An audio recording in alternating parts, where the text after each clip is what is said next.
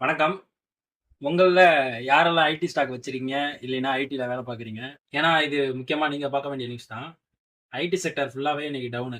Global லெவல்ல ID stock எல்லாமே கிட்டத்தட்ட 5லேருந்து 20% வரைக்கும் டவுன் ஆயிருக்குது. அதுக்கான காரணத்த பார்க்கறதுக்கு முன்னாடி, நிஃப்டி, சென்செக்ஸ் எப்படி பெர்ஃபார்ம் பண்ணிருக்குன்னு பார்க்கலாம். நிஃப்டி, சென்செக்ஸ் 2மே இன்னைக்கு மாடரேட்டா கொஞ்சம் அப் ஆயிருக்குது. இதுல நெறைய செக்டார் கெயின்ஸ்ல இருந்தாலும், முக்கியமா அடி வாங்கின செக்டார்ன்னு பார்த்தீங்கன்னா, IT sector. IT sector major down global லெவல்ல. அமெரிக்காவோட ஏஐ கம்பெனி ஆண்ட்ரோபிக் அந்த கம்பெனி பேரு. அவங்க வந்து புதுசா ஒரு ஏஐ லான்ச் பண்ணியிருக்காங்க. Claude AI. அந்த ஏஐ என்ன பண்ணுதுன்னு பார்த்தீங்கன்னா, நம்ம மேஜரா பண்ண வேண்டிய வேலை எல்லாமே அந்த ஏஐயே பண்ணிடுதாம்.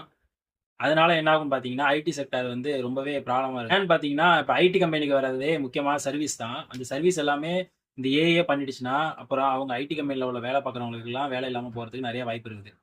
அந்த பயத்தினால தான் மார்க்கெட் இன்னைக்கு வந்து ஐடி செக்டார கிராஷ் ஆக வச்சிருக்கு. இது குளோபல் லெவல்ல வந்து பெரிய மாற்றத்தை ஏற்படுத்தும்னு எல்லாரும் எதிர்பார்க்குறாங்க. இது எந்த லெவல்ல போகும்னு தெரியல.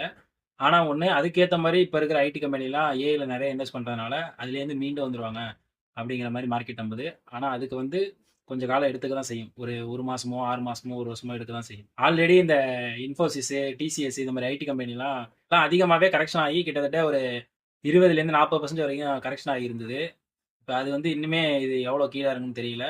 இது வந்து கரெக்ட்டான டைமா கூட நான் எதிர்பார்க்குறேன். ஐடி செக்டார வாங்குறதுக்கும், அக்குமுலேட் பண்றதுக்கும். அடுத்தது ஜியோவும், பிளாக் ராக்கும் சேர்ந்து ஒரு மியூச்சுவல் ஃபண்ட் ஆரம்பிச்சிருக்காங்க. பிளாக் ராக்குங்கிறவங்க உங்களுக்கு தெரியுமான்னு தெரியல. அவங்க தான் வேர்ல்ட் லெவல்ல பெரிய பணக்கார கம்பெனி. அவங்க தான் வந்து நெறைய விஷயத்த டிசைட் பண்றதே.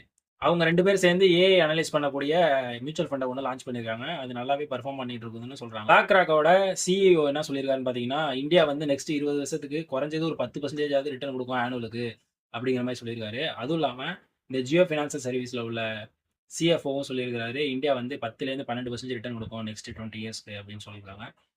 இவங்க அனலிஸ்ட் படி பார்த்தீங்கன்னா, இந்தியாவோட குரோத் வந்து ரொம்பவே ஹையா இருக்குது. நெறையா மியூச்சுவல் ஃபண்டோ, நெறையா இன்வெஸ்ட்மென்ட்டோ வரதுக்கு நெறைய வாய்ப்பு இருக்கு. அடுத்த முக்கியமான நியூஸ் பார்த்தீங்கன்னா, ட்ரம்ப் நியூஸ் மாரி தான்னு வச்சுக்கங்களேன்.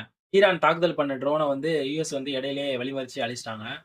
இது வந்து இன்னுமே போர் பதட்டத்தை ஏற்படுத்துது உலக அளவுல. அடுத்ததா டிஃபென்ஸ் பட்ஜெட்டுக்கு அடுத்தது ரயில்வே பட்ஜெட் முக்கியமா பார்க்கப்படுது. அதுபடி பார்த்தீங்கன்னா, ரயில்வே பட்ஜெட் வந்து 2.88 லட்சம் கோடி வந்து ஒதுக்கியிருக்காங்க இந்த வருஷத்துக்கு. இது போன வருஷத்த கம்பேர் பண்றப்ப அதிகம் தான். போன வருஷம் வந்து 2.55 லட்சம் கோடி ஒதுக்கியிருந்தாங்க. முக்கியமா ரயில்வே ஸ்டாக்லாம் கொஞ்சம் வாட்ச் பண்ணுங்க. முக்கியமா இந்த வந்தே பாரத் ட்ரெயின் யார் தயாரிக்கிறது? அடுத்தது இந்த கவாச் சிஸ்டம், அப்புறம் வந்து புல்லட் ட்ரெயின் யார் தயாரிக்கிறது? இதெல்லாம் யாருன்னு பார்த்து அந்த கம்பெனி எப்படி பெர்ஃபார்ம் பண்ணுதுன்னு பார்த்து அதுல இன்வெஸ்ட் பண்ண பாருங்க. அதுபடி பார்த்தீங்கன்னா, தமிழ்நாட்டுக்குன்னு ரயில்வே பட்ஜெட் வந்து ஒதுக்கியிருக்காங்க. அதுல வந்து 7,600 கோடி கிட்டத்தட்ட தமிழ்நாட்டுக்கு ஒதுக்கியிருக்காங்க.